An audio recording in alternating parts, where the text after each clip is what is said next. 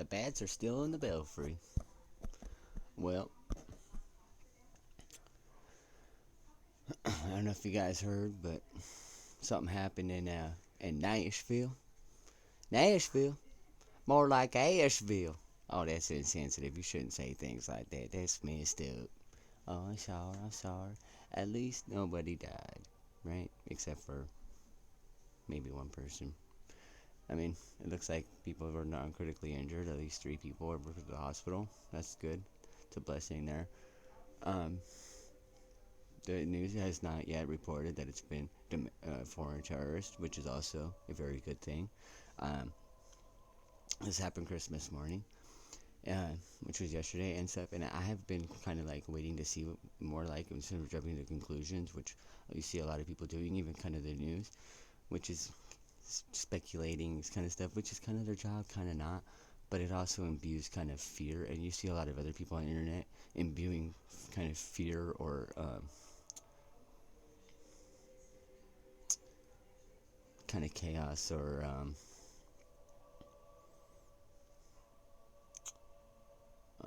I don't fear for like another. I can't think of another word for fear right now. For lack of a better word, but it's propaganda stuff. You know, it's just hearsay. It's their opinion and stuff, and they're thinking negatively. It's the cup half empty instead of half full. You know, and I'm a brighter. I'm this this sense of shining kind of guy. I'm more like to think positive about stuff and always think that there's hope and always kind of think like that. Even though a lot of times I can think negatively and kind of stuff be more realism kind of stuff, but I think that this kind of stuff kind of like right away there was kind of like some stuff like red flags right away that it kind of wasn't like some like ISIS or Al Qaeda or Al Qaeda or some renegade like lone wolf or stuff that we've seen in the past is what I'm saying. But um, I also think that the media and a lot of the people today, like in our society, we have been more accustomed to thinking that way also because, well, we've been at war for the past 20 years and stuff like that, and we're more of a war country, like George Carlin says, right?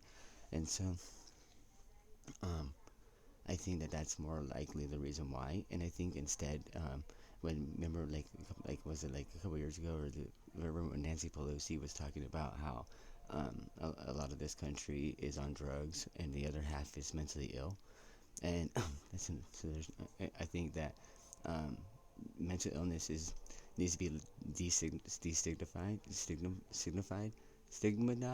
stigmatized. That was hard. That was hard for me. And I think that if we can have more of an open dialogue about that, I think that we could actually see that this is probably more likely, which I thought it was, especially when you hear and you see videos of the recording, which is really odd. The blast, the bomb, which was made for more for like uh, a spectacular event, more for but more for show and awe than like shock and awe, right? And I also think that with the amount of stuff like was going on. Maybe he was driving. I mean, there was other stuff that we're not really sure about yet. I mean, the full story because it's early reporting and stuff like that as well. But I think that like with the cops on and stuff like that, I think that this guy was probably mentally ill. So what's going on? The pandemic was probably. I mean, come on. I mean, a lot of us are being pushed to the to that extent right now. You know, and probably even before this. And then on top of that, you have this pandemic, right? People losing their jobs, people losing their livelihoods, people losing their house, people losing their marriages, people losing their, I mean, all kinds of stuff, right? So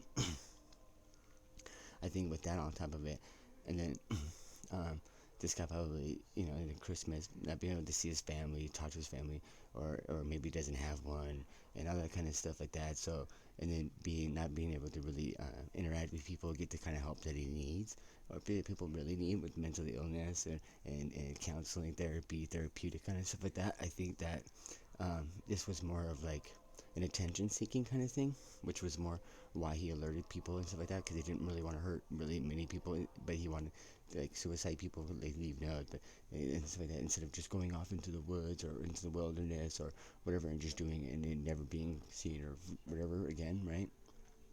They kind of it's a selfish act in a way. So I think that that's why that you see that happening, and why this is like that. And I think that um, that it's a lesson for all of it, right? For no matter what, because it's still early.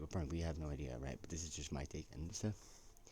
But is that we do need to start learning how to talk to each other better and treating each other better and reaching out to each other better and learning how to ask for help when we need help and talking about depression and and suicide and stuff like that more often. That way people can actually get the kind of help that we can instead of just saying it's we or brushing people off and stuff like that. It's not a very good thing to do, in my opinion.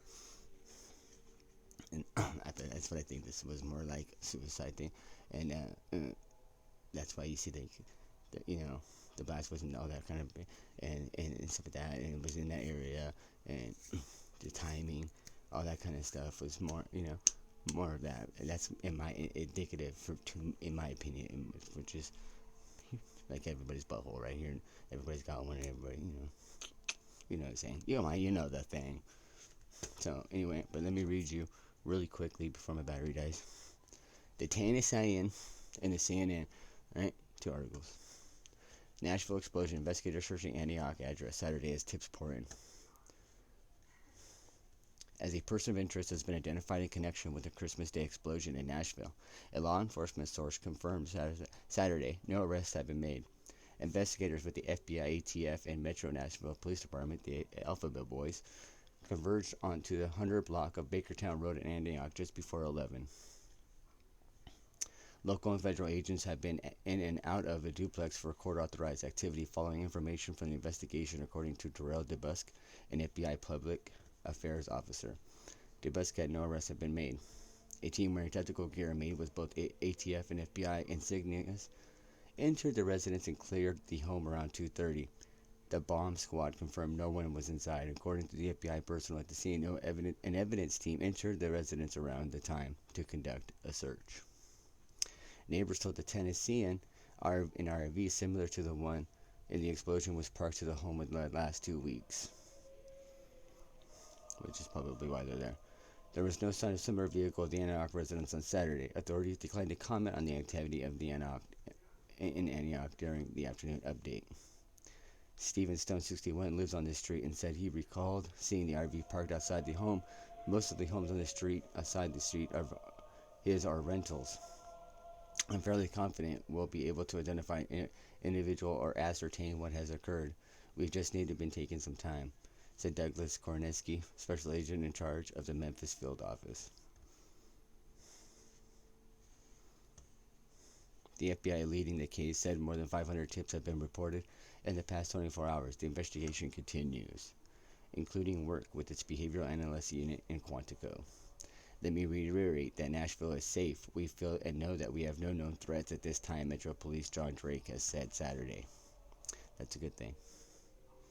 Which is also why I think it's unfortunate, but self-inflicted, but attention-seeking behavior.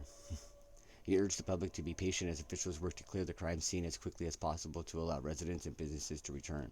Nashville started to awake Christmas morning by the sound of a large explosion downtown that is still being investigated. Several blocks surrounding the bombing site remained locked down Saturday morning as authorities continued to investigate the crime scene that left 3 people injured and the discovery of what may be human remains. Fire Chief William Swan said 3 people were treated for minor injuries and released Friday. Officials working around the clock were seen guarding the perimeter, and detectives along the FBI agents and ATF tried to determine what caused the blast out of a parked RV, which they declared was an intentional act. Which suicide is an intentional act. Police representatives said Saturday afternoon investigators are trying to determine the source of the sound of gunshots reported by witnesses Friday morning before the explosion. And Metro Nashville Police Department spokesperson Don Aaron told the Tennessean it was unclear if the sound came from inside the RV, the recording it played, or elsewhere. Could be the recording of it. That's true. No one said that they've seen anything or heard anything. There's been no gun found. So Metro Nashville Police Department spokesman Chris Mumford did not expect the FBI lead investigators on the case to release immediate updates on the issue found near the blast site that Drake said could be human remains. AT&T deploys portable cell sites, reports overnight fire. An AT&T outage connected to the explosion continued to affect many customers and 911 operations. Saturday outage occurred several hours after the blast, as the company said built some building damage and access to powers had been an issue. AT&T said a fire reignited overnight inside the building, leading to an evacuation. Currently, teams are on the site working with safety and structural engineers, drilling access holes into the building and attempting to reconnect power to critical equipment. Nashville Fire Department Chief William Swan said restoring service could take days to complete. He was hopeful that repairs could be made within the next 2 days, so by Monday. We're working closely with them to ensure that we can get communication established back safely. He said Saturday afternoon news conference that we're here to work 24 hours a day. It's a big operation with the building itself. Most of the Metro Nashville Police Department administrators and officers use AT&T and their phones went down Friday. Mumford confirmed that police department uses FirstNet and AT&T property network for public safety agencies and first responders. The company has deployed 2 portable cell agencies operating in downtown, with many other portable sites deployed in the region. They're working quickly as possible.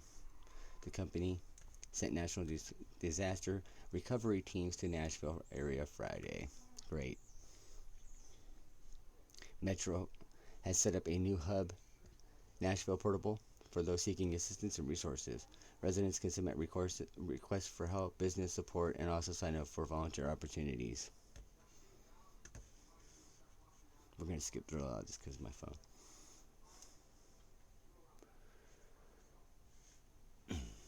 At least 6 Nashville police officers acted quickly to start evacuating people from nearby buildings after alerting the fire department's hazardous device unit. A 15-minute countdown began to broadcast with the loop message playing in between. After the lockdown was over, the message began to play again around 6:30 when police said a significant explosion happened as the bomb squad was en route.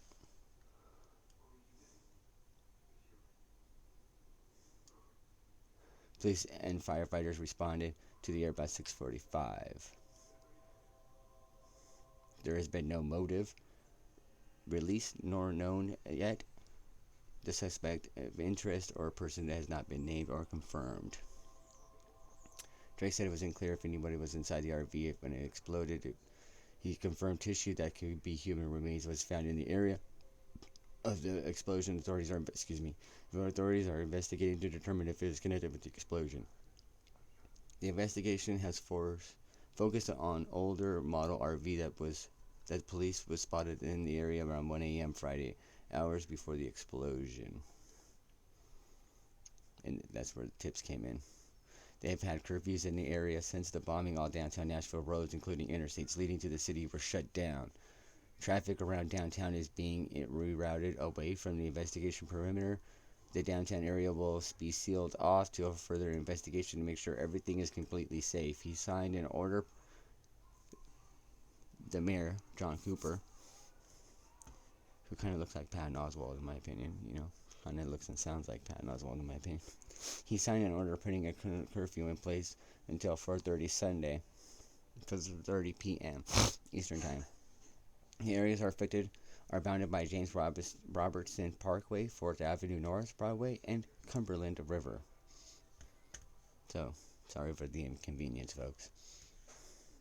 But it is what it is, as I always say.